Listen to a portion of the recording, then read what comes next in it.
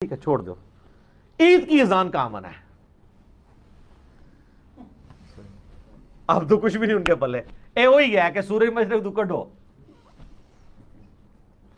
تو کہیں گے جی وہ نبی اسلام نہیں دیتے تھے. ان کو کہ نہیں نہیں نہیں، آپ کی تو ڈیفینیشن یہ ہے کہ جو نیکی کا کام ہے وہ منع نہ ہو تو کر سکتے ہیں، منع نہیں ہے تو کر سکتے. اگر آپ کو دعویٰ ہے ایمان کا، عقیدے کا، تو مجھے دکھاؤ ابو بکر نے منایا، عمر، عثمان، طلحہ، سعد، سعید، زبیر رضوان اللہ علیہ مجمعین نے منایا. صحابہ کا دور جس کے بارے میں پیارے نبی نے فرمایا تھا بہترین دور میرا پھر میرے بعد پھر اس کے بعد، تابعین نے منایا، تبع تابعین نے منایا، محدثین نے منایا، ائمہ دین نے منایا. اپنی طرف سے اگر کچھ کرو گے تو وہ قابل قبول نہیں ہے، چاہے وہ کتنا ہی اچھا کیوں نہ ہو. دیکھو ابھی جمعے کی نماز میں 2 رکعتیں پڑھاؤں گا انشاءاللہ. اگر میں 2 رکعت کے بجائے 3 رکعتیں پڑھا دوں، مان لو گے آپ لوگ؟ میں دلیل یہ دوں، آپ لوگ کہیں بھئی نبی صلی اللہ علیہ وسلم نے 2 رکعتیں جمعے کی پڑھی، مولوی صاحب آپ نے 3 کیوں پڑھائی؟ میں کہتا ہوں 3 سے منع کیا ہے کہیں؟ ہے بھئی کہیں نبی نے تیسری رکعت سے منع کیا؟ اور میں کہوں بدعت کی 2 قسمیں، بدعت حسنہ، بدعت سیئہ، ایک بری بدعت اور ایک اچھی بدعت. یہ اچھی بدعت ہے. میلاد النبی صلی اللہ علیہ وآلہ وسلم کے موقع پر اہل سنت و جماعت حضور نبی کریم علیہ السلام کے میلاد شریف کے حوالے سے عظمت مصطفیٰ کے اظہار کی خاطر حضور کی محبت میں جو معمولات کرتے ہیں، ان معمولات کے اوپر ایک عامۃ الورود، ایک اشکال پیش کیا جاتا ہے. وہ یہ ہے کہ دیکھیں جو میلاد کی محافل جس طریقے سے میلاد آپ کرتے ہیں، کیا نبی صلی اللہ علیہ وآلہ وسلم نے اپنا میلاد اسی طریقے سے منایا ہے؟ کیا صحابہ کرام نے نبی پاک صلی اللہ علیہ وآلہ وسلم کا میلاد اس طریقے سے منایا ہے؟ جب نبی علیہ السلام نے نہیں منایا، حضور علیہ السلام کے صحابہ نے اس طرح میلاد نہیں منایا، تو تم کیوں مناتے ہو؟ یعنی وہ گویا یہ کہنا چاہتے ہیں کہ نبی علیہ السلام اور صحابہ کرام کا اس طریقے سے میلاد نہ منانا یہ منع کی اور اس کے حرام اور ناجائز ہونے کی دلیل ہے. جبکہ ضابطہ کیا ہے، قانون کیا ہے، ہم نے دلائل کے ساتھ اب قانون اور اصول کو سمجھنا ہے کہ کیا واقعتاً یہی اصول اور ضابطہ ہے کہ جو کام نبی علیہ السلام نے نہیں کیا، صحابہ کرام نے نہیں کیا، تو حضور علیہ السلام اور صحابہ کا نہ کرنا یہ منع کی اور ناجائز ہونے کی اور کسی چیز کے حرام ہونے کی دلیل ہے؟ کیا یہی ضابطہ ہے؟ اس پر ہم نے آج انشاءاللہ تعالی دلائل کے ساتھ بات کو سمجھنے کی کوشش کرنی ہے. سب سے پہلے اصولی طور پر آپ یہ بات ذہن نشین کر لیں کہ ضروری نہیں ہے کہ کسی بھی مسئلے کو ثابت کرنے کے لیے جب استدلال کیا جاتا ہے تو اس کے لیے دلیل خاص ضروری ہو، بلکہ ہوتا یہ ہے کہ جو مسائل اور جو چیزیں قرآن و سنت کے عمومی دلائل سے، اطلاقات اور عمومات سے ثابت ہوں، جب تک اس پر کوئی ممانعت کی نص یا دلیل خصوص وارد نہ ہو جائے تو عام کو اپنے عموم پہ اور مطلق کو اپنے اطلاق پہ باقی رکھا جاتا ہے. اور یہی صحابہ اکرام رضی اللہ تعالیٰ عنہم کے مزاج سے اور ان کے عمل سے چیز جو ہے وہ ہم تک پہنچی ہے، اور صحابہ اکرام رضی اللہ تعالیٰ عنہم کے عمل سے یہ چیز ثابت ہوتی ہے. مثلا قرآن مجید میں اللہ رب العزت نے سورۃ الفتح کی آیت نمبر 9 میں حکم دیا وَتُعَزِّرُوهُ وَتُوَقِّرُوهُ، نبی کی تعظیم کا، نبی کی توقیر کا حکم دیا. تو قرآن مجید کے اس عام حکم کے مطابق صحابہ کرام رضی اللہ تعالیٰ عنہم نبی پاک صلی اللہ علیہ وآلہ وسلم کی ہر طریقے سے تعظیم کرتے تھے، الا یہ کہ وہ طریقہ جس سے اللہ اور اس کے رسول نے منع کر دیا. اب نبی کی تعظیم کرو، نبی کی توقیر کرو، صحابہ کس طرح کرتے تھے؟ وہ طریقے جو بھی تعظیم کے تھے صحابہ کرام علیہ رضوان اختیار کرتے تھے، حتیٰ کہ نبی پاک صلی اللہ علیہ وآلہ وسلم کی بارگاہ اقدس میں صحابہ جب آتے، رسول اللہ صلی اللہ علیہ وآلہ وسلم کے تھوک مبارک کو اپنے ہاتھوں پہ لے کے صحابہ اکرام اپنے منہوں پہ مل لیتے تھے. صحیح بخاری میں 2732 نمبر یہ حدیث موجود ہے. حدیبیہ کے موقع پر رسول اللہ صلی اللہ علیہ وآلہ وسلم کے صحابہ نے حضور کے تھوک مبارک کو ہاتھوں پہ لیا اور اپنے منہوں پہ مل لیا. اب یہ نبی پاک علیہ السلام نے کیا ان کو کرنے کا حکم دیا تھا؟ حضور نے ان کو حکم دیا تھا کہ جب میں وضو کا بچا پانی نیچے گراؤں تو تم نے نیچے نہیں گرانے دینا، تم نے اپنے ہاتھوں پہ لے کے میرے تھوک کو اپنے ہاتھوں پہ لے کے اپنے منہوں پہ مال لینا ہے۔ اس کا کوئی ثبوت صحیح تو کجا کوئی ضعیف حدیث بھی ایسی نہیں ہے جس میں نبی پاک علیہ الصلوۃ والسلام نے صحابہ کرام کو یہ عمل کرنے کا حکم دیا ہو۔ تو پھر صحابہ کیوں کرتے تھے؟ صحابہ ان عمومی دلائل کی بنیاد پہ کرتے تھے کہ نبی کی تعظیم کرنی، نبی کی توقیر کرنی ہے۔ جب تک کہ رسول اللہ صلی اللہ علیہ وآلہ وسلم کسی فعل خاص سے منع نہیں کر دیتے تو تعظیم کا ہر پہلو نبی پاک علیہ الصلوۃ والسلام کی ذات اقدس کے لیے صحابہ کرام اختیار کرتے تھے۔ حتیٰ کہ سنن ابن ماجہ میں حدیث موجود ہے، 1853 نمبر 1853 نمبر حدیث ہے، سیدنا معاذ ابن جبل رضی اللہ تعالیٰ عنہ جب ملک شام سے رسول اللہ صلی اللہ علیہ وآلہ وسلم کی بارگاہ اقدس میں آئے تو انہوں نے حضور کی تعظیم کے لیے نبی پاک علیہ الصلوۃ والسلام کو سجدہ کر دیا۔ اب حضرت معاذ ابن جبل رضی اللہ تعالیٰ عنہ نے سجدہ کیوں کیا؟ ان عمومی بنیادوں پہ، ان عمومی اصولوں اور ضوابط کی روشنی میں کہ نبی پاک علیہ الصلوۃ والسلام کی تعظیم کرنی ہے، حضور کی توقیر کرنی ہے، اور سرکار دو عالم علیہ الصلوۃ والسلام تعظیم و توقیر کے زیادہ جو ہے وہ حق رکھتے ہیں کہ ایک امتی نبی پاک علیہ الصلوۃ والسلام کی تعظیم و توقیر کرے۔ تو حضرت معاذ ابن جبل رضی اللہ تعالیٰ عنہ نے نبی پاک علیہ الصلوۃ والسلام کو سجدہ کیا۔ پھر نبی کریم علیہ الصلوۃ والسلام نے ان کو منع فرما دیا اور فرمایا کہ اگر ہماری شریعت میں اللہ کے علاوہ کسی دوسرے کو سجدہ جائز ہوتا تو میں عورت کو حکم دیتا کہ وہ اپنے شوہر کو سجدہ کرے، لیکن ہماری شریعت میں اللہ کے علاوہ کسی دوسرے کو سجدہ کرنا جائز نہیں۔ تو اب اس فعل مخصوص سے نبی پاک علیہ الصلوۃ والسلام نے منع کر دیا تو وہ کام منع ہو گیا۔ باقی جتنے تعظیم کے پہلو ہیں جس سے منع نہیں کیا گیا، نبی پاک علیہ الصلوۃ والسلام کی تعظیم جس طریقے سے امتی کرے گا وہ وَتُعَزِّرُوهُ وَتُوَقِّرُوهُ کے حکم کے مطابق ہی ہوگا جب تک کہ دلیل شرعی سے ممانعت ثابت نہ ہو جائے، اور یہی اصول ہمیں دیگر دلائل سے ملتا ہے۔ اب جہاں تک بات ہے کہ نبی علیہ السلام نے نہیں کیا، صحابہ کرام نے نہیں کیا، اس پر تو بحمد اللہ ہمارے پاس دلائل موجود ہیں کہ نبی پاک علیہ الصلوۃ والسلام نے خود اپنا میلاد بیان کیا، صحابہ کرام نے نبی پاک علیہ الصلوۃ والسلام کی آمد کی خوشی میں شکرانے کی محفلیں کی۔ اس کے اوپر ہم جو نا وہ اللہ کے فضل و کرم سے دلائل رکھتے ہیں، لیکن ہم نے بات یہ کرنی کہ اگر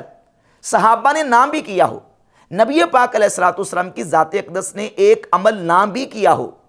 تو کیا ضابطہ یہی ہے کہ نہ کرنا یہ ممانعت کی دلیل ہے، نہ کرنا یہ عدم جواز کی دلیل ہے؟ جبکہ علماء فقہاء اپنی کتابوں میں یہ بات لکھ چکے ہیں کہ الفعل يدل على الجواز وعدم الفعل لا يدل على المنع۔ امام ابن حجر عسقلانی فتح الباری شرح صحیح بخاری کی جلد نمبر 9 کے صفحہ 16 پر یہ ضابطہ اور قانون لکھ چکے ہیں، اور فتح القدیر میں شرح ہدایہ میں امام ابن الحمام رحمہ اللہ یہ قانون اور ضابطہ لکھ چکے ہیں کہ کرنا یہ جواز کی دلیل ہے، نہ کرنا یہ منع کی دلیل نہیں ہے۔ اور پھر صحیح بخاری میں 4986 نمبر حدیث ہے، جس وقت سیدنا ابو بکر صدیق رضی اللہ تعالیٰ عنہ کے دور خلافت میں قرآن کے قاری اور حافظ شہید ہوتے جا رہے تھے، تو سیدنا عمر رضی اللہ تعالیٰ عنہ نے مشورہ دیا کہ آپ قرآن کے حفاظ کو، قاریوں کو جمع کریں اور قرآن مجید کو جمع کر کے ایک کتابی شکل میں آپ ترتیب دے دیں۔ تو حضرت ابو بکر صدیق رضی اللہ تعالیٰ عنہ کے دور میں یہ اشکال پیش کر کے رد ہو چکا۔ سیدنا ابو بکر صدیق رضی اللہ تعالیٰ عنہ نے کہا، اے عمر کیف تفعل شیئا لم یفعلہ رسول اللہ صلی اللہ علیہ وآلہ وسلم، تم وہ کام کیسے کرو گے جو کام رسول اللہ صلی اللہ علیہ وآلہ وسلم نے نہیں کیا؟ تو اب حضرت عمر نے کیا جواب دیا؟ کون عمر؟ جن کی زبان پر حق بولتا ہے وہ عمر حضرت ابو بکر صدیق رضی اللہ تعالیٰ عنہ کی بارگاہ میں یہ جواب دیتے ہیں کہ ہاذا واللہ خیر، اے ابو بکر اللہ کی قسم یہ کام اچھا ہے، یہ کام خیر کا ہے۔ یعنی حضرت عمر مان رہے ہیں کہ رسول اللہ نے نہیں کیا، کرنے کا حکم نہیں دیا، لیکن ہاذا واللہ خیر، اللہ کی قسم یہ کام اچھا ہے، باوجود اس کے کہ نبی پاک علیہ الصلوۃ والسلام نے نہیں کیا، نہ کرنے کا حکم دیا، لیکن اس کے باوجود حضرت عمر کہہ رہے ہیں یہ کام اچھا ہے۔ تو اب حضرت صدیق اکبر رضی اللہ تعالیٰ عنہ کہتے ہیں لم یزل عمر یراجعنی حتی شرح اللہ صدری، عمر مجھے کہتے رہے حتیٰ کہ اللہ نے میرا سینہ کھول دیا۔ یعنی میں نے عمر کی بات سے اتفاق کر لیا کہ یہ کام اگرچہ نبی پاک علیہ الصلوۃ والسلام نے نہ کیا، نہ کرنے کا حکم دیا، لیکن کام اچھا ہے۔ پھر دونوں حضرت زید بن ثابت رضی اللہ تعالیٰ عنہ کے پاس گئے تو حضرت زید رضی اللہ تعالیٰ عنہ نے بھی یہی کہا، کیف تفعلون شیئا لم یفعلہ رسول اللہ صلی اللہ علیہ وآلہ وسلم، اے ابو بکر و عمر رضی اللہ تعالیٰ عنہما، تم وہ کام کیسے کرو گے جو کام نبی پاک صلی اللہ علیہ وآلہ وسلم نے نہیں کیا؟ تو پھر ابو بکر صدیق رضی اللہ تعالیٰ نے کہا کہ اے زید ٹھیک ہے لیکن اللہ کی قسم یہ کام اچھا ہے، یہ کام اچھا ہے، کر لینا چاہیے۔ تو اس بات پر تمام صحابہ اکرام کا اتفاق ہو گیا کہ حضور نے کیا نہیں، نہ کرنے کا حکم دیا، لیکن کام چونکہ اچھا ہے اس لیے اس کو کر لینا چاہیے۔ تو اب صحابہ اکرام کے دور میں یہ اشکال، یہ ایراد پیش ہوا، اور پیش ہونے کے بعد رد ہو گیا، اور صحابہ اکرام نے اتفاق کر لیا کہ ایک کام نبی پاک صلی اللہ علیہ وآلہ وسلم کی ذات اقدس نے نہ بھی کیا ہو تو نہ کرنا یہ منع کی دلیل نہیں ہے، جبکہ اس کام کے اندر خیریت موجود ہو، خیر ہو، بلائی ہو، اور اس میں اس کام کے اندر جو ہے وہ حکمت بھی ہو، دین کا فائدہ بھی ہو، سنت کو، دین کو تقویت ملتی ہو، اور اس سے ایمان کو مضبوطی اور ایمان کو تقویت ملتی ہو، تو وہ کام کرنا ناجائز نہیں ہوتا۔ یہ ہے ضابطہ، یہ ہے قانون، اور یہ ہے اصول، اور اس کے ساتھ ساتھ پھر احادیث موجود ہے۔ خود نبی پاک صلی اللہ علیہ وآلہ وسلم نے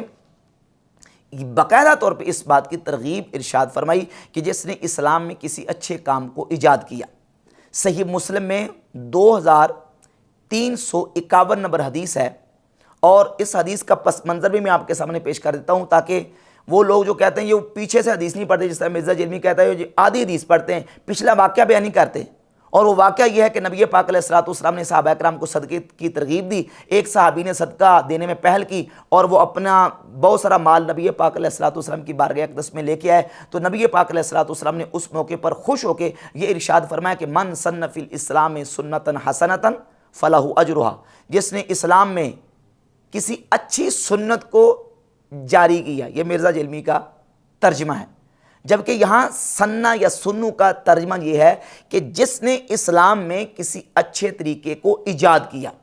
کیونکہ سنہ یا سنو جو ہے وہ حدیث کی روشنی میں، لغت کی روشنی میں اس معنی میں استعمال ہوتا ہے کہ یعنی کسی چیز کا آغاز کرنا۔ سنہ اے ابتداء، احدثا، اوجدا، یعنی کسی چیز کو ایجاد کرنا، کسی چیز کو جو ہے وہ نئے سرے سے پیدا کرنا، اس کا آغاز کرنا، اس کی ابتدا کرنا۔ جس نے کسی اچھے طریقے کا اسلام میں جو ہے اس کو ایجاد کیا، اس کی ابتدا کی اور اس کو شروع کیا، فلاح اجرھا، اس کو اس کا اجر ملے گا، وَأَجْرُ مَنْ عَمِلَ بِهَا بَعْدَهُ مِنْ غَيْرِ أَنْ يَنْقُصَ مِنْ أُجُورِهِمْ شَيْءٍ، اور فرمایا کہ جتنے لوگ اس اچھا طریقہ جو ہے اس پر عمل کریں گے ان تمام کو بھی ثواب ملے گا، اور ان تمام کا ثواب اس اچھا طریقہ ایجاد کرنے والے کو دیا جائے گا، اور ان کے نام، ان کی نیکی میں کوئی کمی نہیں آئے گی۔ اور اگلا جو جملہ ہے وہ یہ ہے من سن فی الاسلام سنتا سیئتا، اور جس نے اسلام میں کسی برے طریقے کو ایجاد کیا، کان علیہ وزرھا، اس پر اس کا گناہ ہوگا، ووزر من عمل بہا من بعدہ من غیر ان ینقص من اوزارہم شیء، اور جتنے لوگ اس برا طریقہ جو ہے اس پر عمل کریں گے ان تمام کو گناہ ہوگا، اور ان تمام کا گناہ اس برا طریقہ ایجاد کرنے والے کے نامہ اعمال میں ڈالا جائے گا، اور ان گناہ گاروں کے گناہ میں کوئی کمی واقع نہیں ہوگی۔ اب یہ پوری حدیث ہے۔ اب اس حدیث میں ایک ہیرا پھیری مرزا جیلمی اور اس طرح جو اہل سنت کے مخالفین وہ یہ کرتے ہیں، وہ کہتے ہیں دیکھیں یہاں جو ہے نا وہ نبی پاک علیہ السلام نے ایک سنت کو، مردہ سنت کو زندہ کرنے کی فضیلت بیان کی ہے، حالانکہ یہاں یہ نہیں ہے کہ من احیا سنتن حسنتن، یہ ہے من سنہ فی الاسلام میں سنتن حسنتن، اور سنت کا یہاں جو سنہ کا معنی ہے وہ ہے احدثا، اوجدا، ابتداء، یعنی کسی نے شروع کیا اور کسی نے کو کام آغاز کیا، اور اس کی دلیل صحیح بخاری کے اندر 3335 نمبر حدیث ہے، وہاں بھی سنہ کا لفظ استعمال ہوا۔ نبی پاک صلی اللہ علیہ وآلہ وسلم نے ارشاد فرمایا کہ جو بھی دنیا میں شخص ظلماً قتل کیا جاتا ہے تو ہر اس قتل کا گناہ آدم علیہ السلام کے اس بیٹے کے نامہ اعمال میں لکھ دیا جاتا ہے۔ اول من سن القتل، جس نے سب سے پہلے قتل کا طریقہ شروع کیا، جس نے سب سے پہلے قتل کا طریقہ ایجاد کیا، جس نے سب سے پہلے قتل کے طریقے کی ابتدا کی۔ یہاں سنہ جو ہے وہ بمعنی احدثا، اوجدا، ابتدا کے معنی میں استعمال ہوا۔ اور اسی طرح صحیح بخاری کے اندر ایک دوسری حدیث ہے، نبی پاک صلی اللہ علیہ وآلہ وسلم کے صحابی حضرت خبیب رضی اللہ تعالی عنہ جس وقت مشرکین نے ان کو قید کر لیا اور سولی دینے لگے، سلیب پہ لٹکانے لگے، تو انہوں نے کہا کہ مجھے 2 رکعت نماز پڑھ لینے دے، حضرت خبیب رضی اللہ تعالیٰ عنہ۔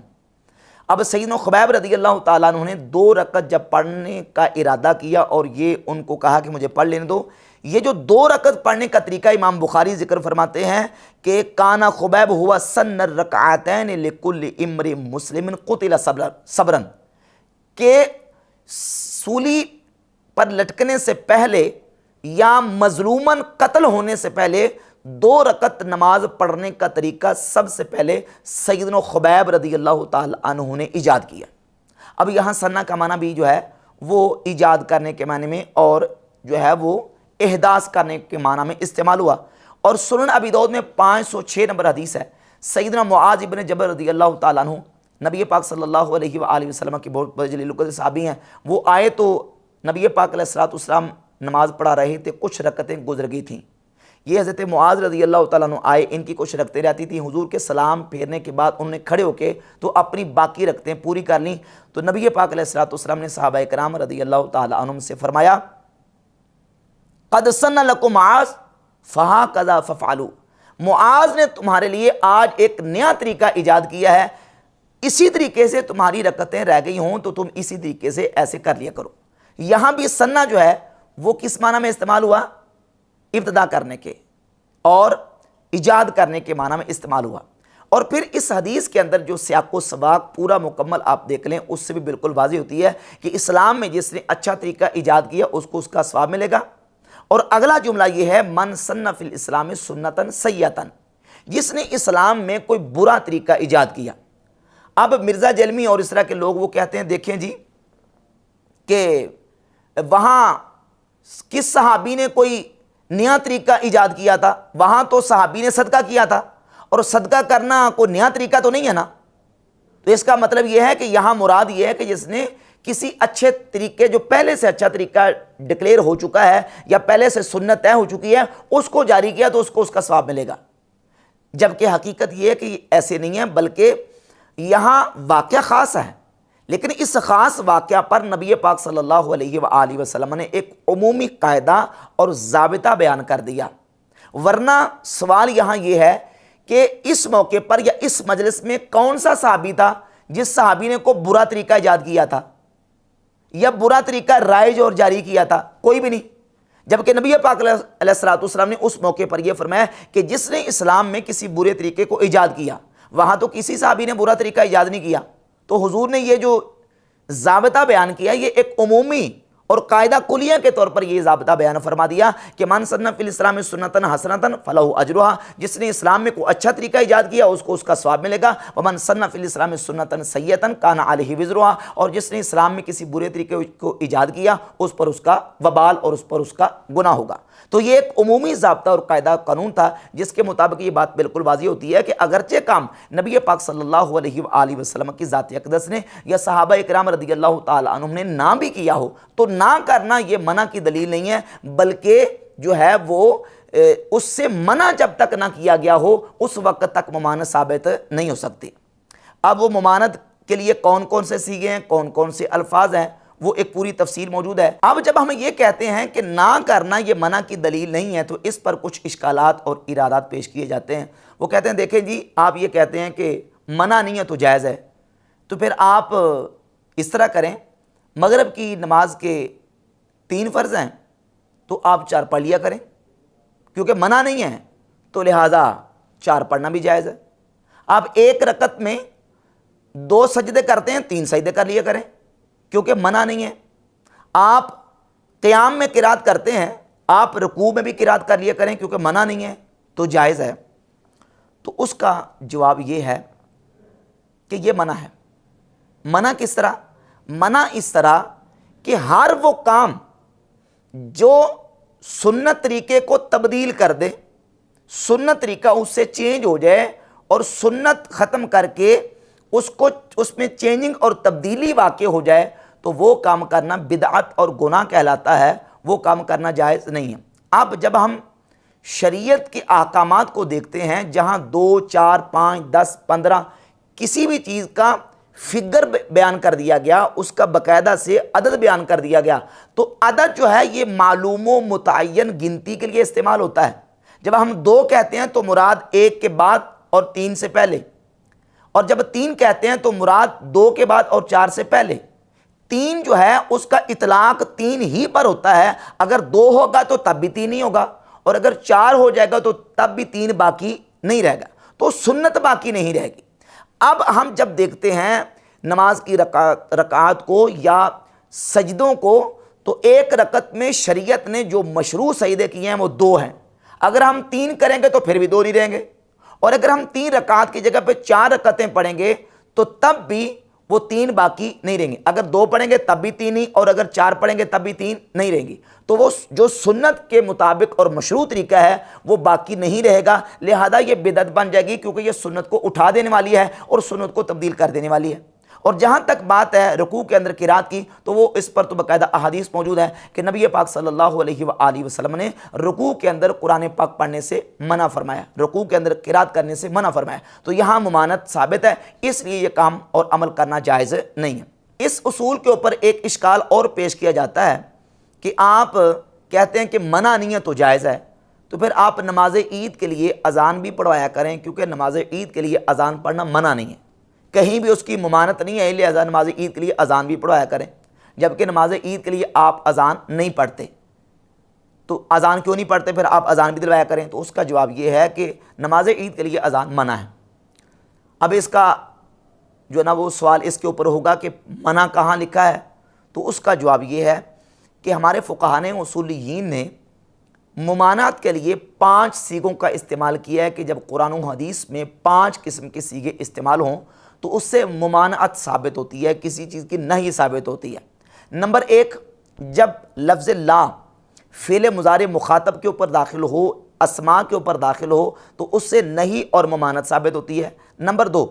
لفظ حرمت، مادہ حرمت کے جتنے مشتقات ہیں، یعنی حرما، حرما، یحرمو، یحرمو، یہ جتنے مشتقات ہیں جہاں استعمال ہوتے ہیں اس سے حرمت ثابت ہوتی ہے۔ لفظ نہیں کے جتنے مادے کے مشتقات ہیں،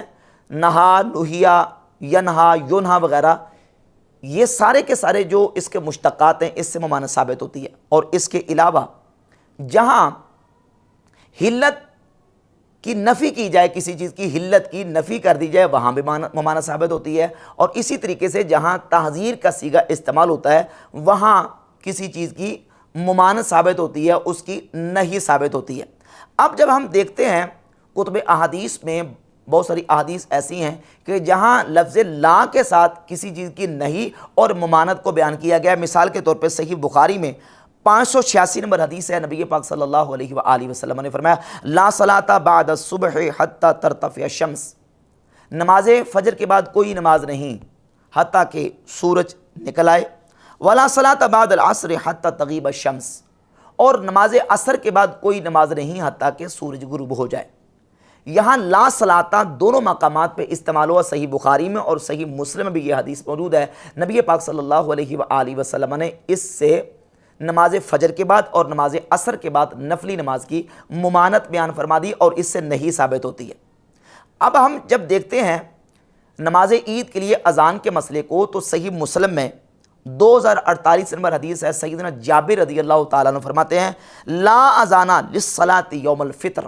فرماتے ہیں نماز عید الفطر کے لیے اذان نہیں ہے، لا اذانہ للصلاۃ یوم الفطر، عید الفطر کے دن نماز کے لیے اذان نہیں ہے۔ یہ جو لا صلاۃ اور لا اذانہ یہ بعین ہی ایک طرح کی صیغے ہیں، جس طرح فجر کی نماز کے بعد نفلی نماز کی ممانعت ثابت ہوتی ہے، عصر کی نماز کے بعد نفلی نماز کی ممانعت اور نہیں ثابت ہوتی ہے، اسی طریقے سے اس حدیث سے لا اذانہ للصلاۃ یوم الفطر سے ممانعت ثابت ہو گئی، لہذا ممانعت ثابت ہوگی، اس لیے یہ جائز نہیں ہے۔ اسی طرح ایک اور اشکال سیدنا عبداللہ ابن عمر رضی اللہ تعالیٰ عنہ کے حوالے سے پیش کیا جاتا ہے کہ سیدنا عبداللہ بن عمر رضی اللہ تعالیٰ عنہ کے سامنے ایک شخص نے اس کو چھینک آئی، اس نے چھینکا تو اس نے کہا الحمدللہ والسلام علی رسول اللہ، تو عبداللہ بن عمر رضی اللہ تعالیٰ عنہ نے فرمایا کہ میں بھی یہ کہتا ہوں، لیکن نبی پاک علیہ الصلوۃ والسلام نے ہمیں یہ تعلیم نہیں دیا۔ اب یہ جامع ترمذی سے حدیث بیان کر کے ثابت کیا جاتا ہے کہ پتہ چلا کہ ایک کام اچھا بھی ہو تو جب تک وہ تعلیم نہیں دیا گیا تو اس کو کرنا جائز نہیں ہے، وہ خلاف سنت ہو جائے گا، وہ بدعت ہو جائے گا۔ اب ہم اس سلسلے میں سب سے پہلے سیدنا عبداللہ بن عمر رضی اللہ تعالیٰ عنہ کا اپنا منہج دیکھتے ہیں کہ عبداللہ بن عمر رضی اللہ تعالیٰ عنہ کا یہی منہج تھا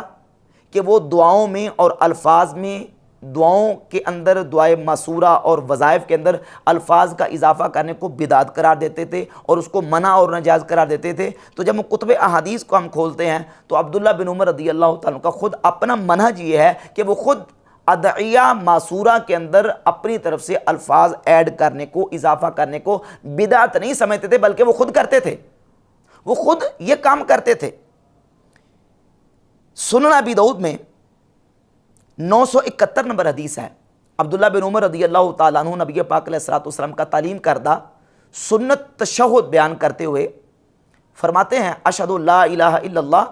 کہتے ہیں زدت فیہا وحدہ لا شریک لہ، وحدہ لا شریک لہ کا اضافہ میں نے خود اس تشہد میں کیا ہے، نبی پاک علیہ الصلوۃ والسلام نے یہ اضافہ تعلیم نہیں دیا، عبداللہ بن عمر کہتے ہیں میں نے خود اس میں اضافہ کیا۔ اس کے علاوہ صحیح مسلم میں حدیث موجود ہے 2811 نمبر، سیدنا عبداللہ بن عمر رضی اللہ تعالیٰ عنہ نبی پاک علیہ الصلوۃ والسلام کا تعلیم کردہ تلبیہ بیان کرتے تھے کہ حضور علیہ الصلوۃ والسلام نے تلبیہ یہ تعلیم فرمایا، لیکن اس کے ساتھ یہ بھی فرماتے تھے کہ لبیک و سعدیک و رغبا الیک والعمل، یہ الفاظ عبداللہ بن عمر کو نبی پاک علیہ الصلوۃ والسلام نے سکھائے نہیں تھے۔ حدیث کے اندر لفظ ہے کان ابن عمر یزید فیہا، عبداللہ بن عمر اپنی طرف سے تلبیہ کے اندر اپنی طرف سے یہ الفاظ زیادہ کرتے تھے جو کہ رسول اللہ صلی اللہ علیہ وآلہ وسلم نے سکھائے نہیں تھے۔ تو عبداللہ بن عمر کا منہج کیا ثابت ہوا کہ وہ ادعیہ معصورہ کے اندر اور اللہ کے ذکر کے اندر اپنی طرف سے الفاظ ایڈ کرنے کو وہ جائز سمجھتے تھے، خود کرتے تھے۔ اب سیدنا عبداللہ بن عمر کے سامنے جس شخص نے چھینکا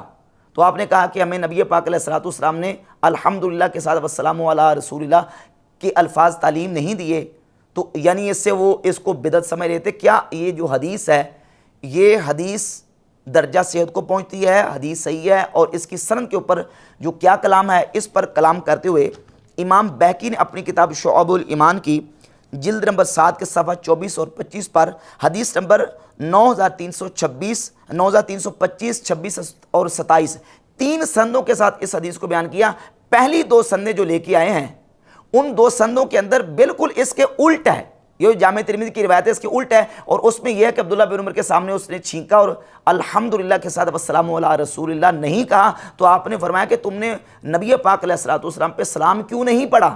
کاش کہ تو مکمل کر دیتا اور یہ کہتا کہ الحمدللہ والسلام علی رسول اللہ، یعنی کاش کہ تو اس کو مکمل کرتا، کاش کہ تو اس کو پورا کرتا اور تو نبی پاک علیہ الصلوۃ والسلام کی ذات اقدس پہ سلام بھی پڑھتا۔ دو سندیں یہ ہیں، اور تیسری سند 9327 جو ہے اس میں اگلے الفاظ ہے جامع ترمذی والے کہ تو نے سلام کیوں پڑھا ہے۔ پہلی دو سندوں میں یہ ہے کہ تو نے پڑھا کیوں نہیں ہے، اور تیسری سند میں یہ ہے کہ تو نے کیوں پڑھا ہے۔ تو اب ان تینوں سندوں کو ذکر کرنے کے بعد امام بہقی لکھتے ہیں الاسنادان الاولان اصح من روایات زیاد بن ربیع، دونوں سندیں پہلی وہ زیاد بن ربیع کی سند سے زیادہ صحیح ہیں، اور وفیہما دلالت علی خطأ روایات ابن ربیع، کہتے ہیں ابن ربیع کی روایت کی خطا پر اس میں دلالت ہے۔ وقد قال البخاری فیہ نظر، اور امام بخاری رحمۃ اللہ تعالی علیہ نے کہا کہ زیاد بن ربیع میں نظر ہے، یعنی امام بخاری نے زیاد بن ربیع کے اوپر جرح کی ہے۔ تو یہ سیدنا عبداللہ بن عمر رضی اللہ تعالیٰ عنہ کا منہج جو ہے اس حدیث سے بالکل واضح ہو جاتا ہے کہ وہ بھی الفاظ میں اضافہ کرنے کو جائز سمجھتے تھے، بلکہ صحیح بخاری میں 799 نمبر حدیث ہے کہ نبی پاک علیہ الصلوۃ والسلام کے صحابی نے نماز میں ربنا لک الحمد حمدا کثیرا طیبا مبارکا فی، یہ الفاظ جو ہے اپنی طرف سے زیادہ کیے اور نبی پاک علیہ الصلوۃ والسلام نے اس کی تحسین فرمائی۔ اور سنن ابی داؤد میں 774 نمبر حدیث ہے، ایک صحابی نے چھینکا اور چھینکنے پر الحمدللہ کے بعد حمدن کثیرن طیبا مبارکن فی کے الفاظ اپنی طرف سے اضافہ فرمائے، اور نبی پاک علیہ الصلوۃ والسلام نے اس کی تحسین فرمائی ہے۔ حضور نے یہ نہیں کہا کہ میں نے تو تمہیں صرف الحمدللہ تعلیم دی ہے، تم نے آگے الفاظ اضافہ کیوں کیے، یہ تم نے بدعت کیے، یہ گناہ کیے، یہ حرام کیا، ایسا نبی پاک علیہ الصلوۃ والسلام نے نہیں کیا، جس سے یہ بات عبداللہ بن عمر کے منہج سے اور ان روایات سے یہ واضح ہوتی ہے کہ الفاظ کا اضافہ جو ہے وہ صحابہ کرام کے نزدیک بدعت نہیں تھا۔